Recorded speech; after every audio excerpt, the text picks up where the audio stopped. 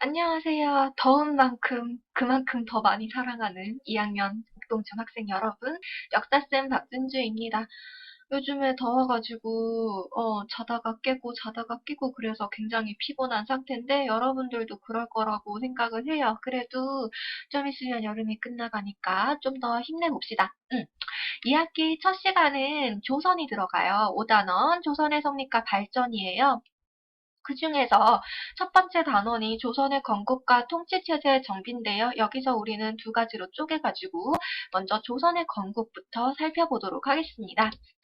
조선의 건국 과정 굉장히 중요해요. 먼저 첫 번째로 대표적인 사건이 위화도 회군이 있었죠. 이거는 위화도라고 하는 섬에서 유턴, 군사를 데리고 이제 다시 데리고 왔다, 돌렸다라고 해서 이것을 위화도 회군이라 부르는데 이거는 아직 조선이 건국되기 전에 고려의 상황이었죠. 고려 때, 고려 말, 우왕이 왕이었을 때, 그때 이제 원나라가 망하고 명나라가 들어서고 나서 그 고려가 차지했던 원래 땅이 있었는데 그 땅을 원나라가 뺏었었거든요. 천령 이북의 땅이라고. 근데 명나라가 들어서고 나서 그 땅은 원나라 땅이었으니까 우리한테 다시 내놔라라고 하다 보니까 그래서 이제 마찰이 일어나서 그럴 거면 우리 명나라 치자. 그래서 이성계라고 하는 사람을 보냈었거든요. 군사 엄청 많이 해가지고. 근데 아무리 생각해도 그렇게 큰 나라를 이길 수도 없고 계절적인 문제점도 있고 뭐 이렇게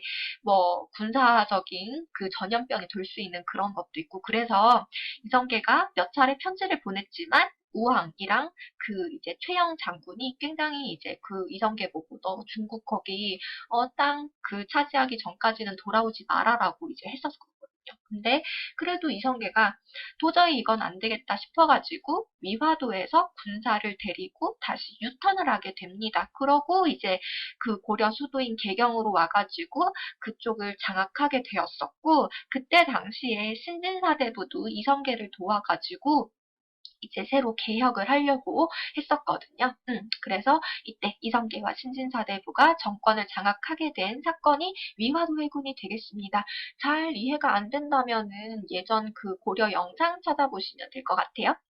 그 다음에 두 번째로 있었던 사건이 과전법이라고 하는 법을 단행을 했었는데 이 과전법은 뭐냐면은 고려 때 기득권층이 권문세족이었잖아요. 얘네가 농장을 굉장히 넓게 대농장을 가지고 있었어요. 그러다 보니까 신진사대부도 한 세력의 이름이죠. 얘네들이 그 관료로 올라왔는데도 불구하고 가질 땅이 없다 보니까 굉장히 불만이 많았습니다. 그래서 얘네들이 불법적으로 가지고 있는 농장을 혁파하고 신진사대부의 경제적 기반을 마련했던 그러니까 관료들한테 땅을 나누어 줬던 그런 법이 과전법이 되겠습니다. 관료의 토지 제도를 말하는 거죠.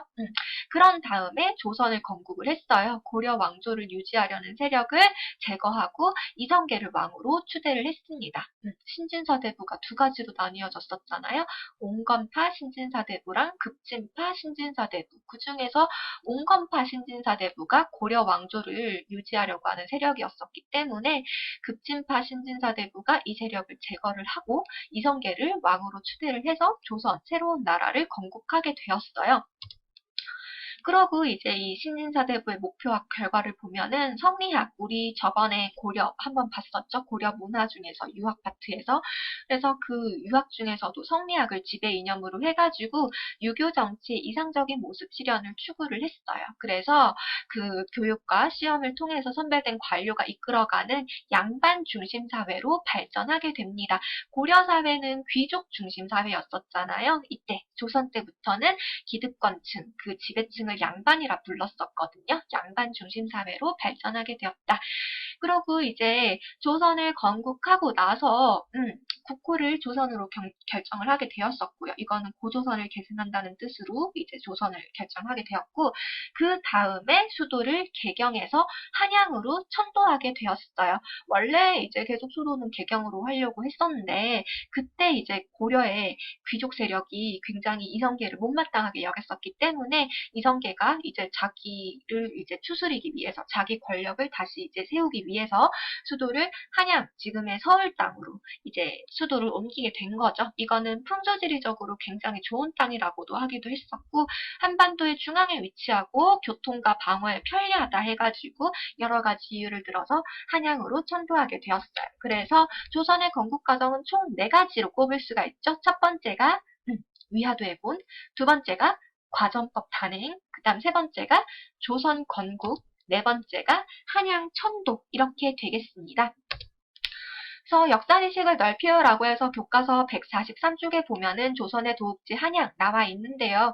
이게 이제 그 급진파 신진사대부 중에서 정도전이라고 하는 사람이 그 조선을 건국하는데 기틀을 굉장히 많이 마련을 했었어요. 그래서 이렇게 서울 땅에 여러 가지 그 이제 그 궁궐 같은 거, 이름, 문, 사대문 같은 거, 이름 같은 것도 정도전이 지었었고요. 그리고 뭐 여러 가지 건물 같은 것도 정도전이 다 계획을 해가지고 세웠다고 합니다. 여러 가지 유교 이념이 담겨 있는 그 말뜻이 되겠죠?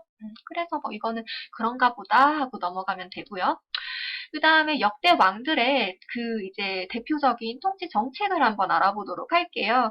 그 먼저 이성계가 태조거든요. 근데 이 태조 이성계는 여러 아들들이 있었어요. 여러 아들들이 있었는데 그 중에서 그 이제 첫째 부인이 있었고 둘째 부인이 있었는데 첫째 부인한테서는 총 5명의 아들이 있었고 둘째 부인한테는 2명의 아들이 있었어요. 그런데 늦게 태어난 굉장히 막내 아들을 이성계가 굉장히 좋아했었는데 이것 때문에 첫째 부인의 아들들이 굉장히 불만이 많았습니다. 왜냐면은 이성계가 고려 때부터 이제 조선을 세우기까지 굉장히 많이 도와준 이제 사람들이 첫째 아들의 아들들일 거잖아요. 나이가 어느 정도 있으니까. 근데 그 아들들의 공로는 뭐 이제 그래 너희 수고했다 하면서 적당히 이렇게 주기만 하고 본격적으로 자기 다음의 왕을 막내 아들한테 주려고 하니까 꼬꼬마 아들한테 주려고 하다 보니까 굉장히 불만이 높아졌어요. 그래서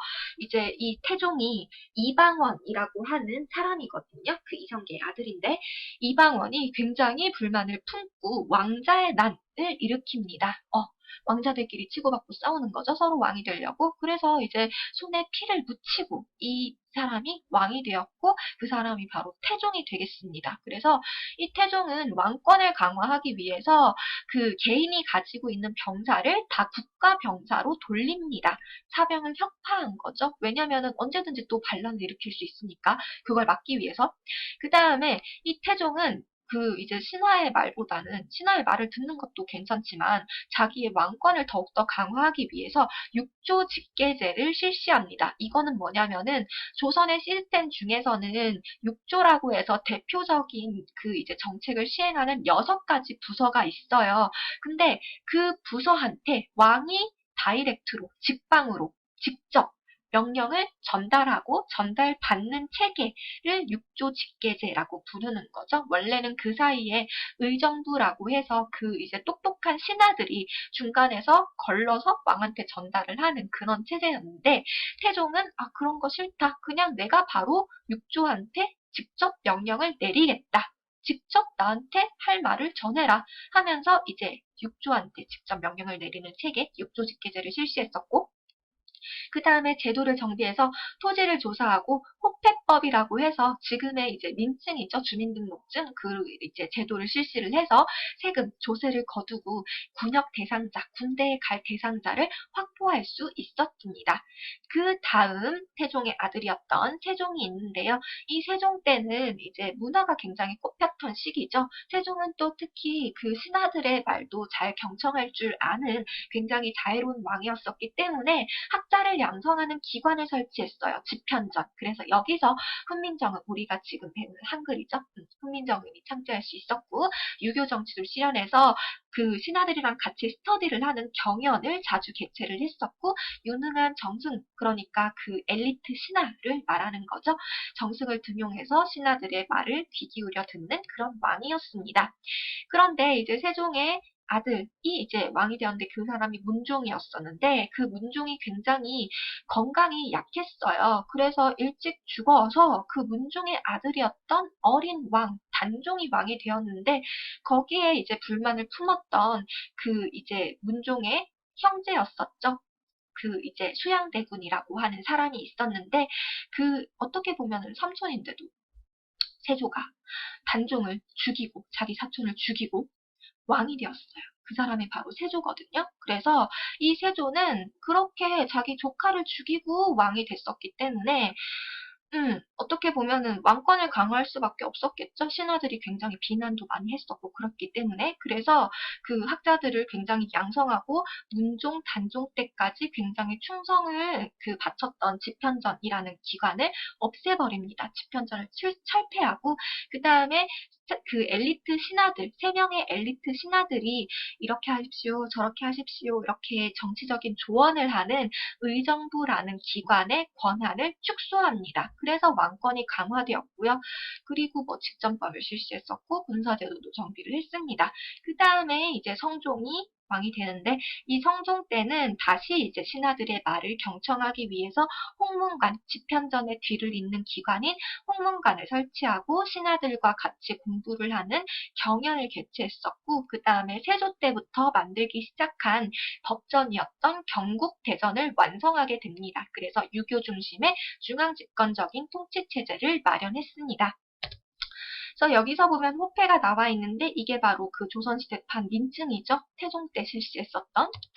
그래서 16세 이상 남자에게 모두 호패를 차게 해서 군역 대상자를 파악하고 군사력을 강화하고자 했습니다. 태종의 정책 대표적으로 두 가지가 있죠. 사병역파랑 육조직계제. 그 사병역파는 아까 말했다시피 개인적인 병사를 없앤다는 거고 육조직계제는 그 육조한테 직접 명령을 내리고 직접 보고를 받는다는 거. 그래서 중간에 있었던 의정부는 굉장히 기능이 축소되었던 거. 그래서 사병을 혁파한 목적은 왕권 강화에 있고요. 하나가 지워졌네. 그리고 육조직계제 실시로 나타난 결과도 왕권 강화가 되겠습니다. 그래서 첫 번째 수업은 여기까지. 수고하셨습니다. 사랑합니다.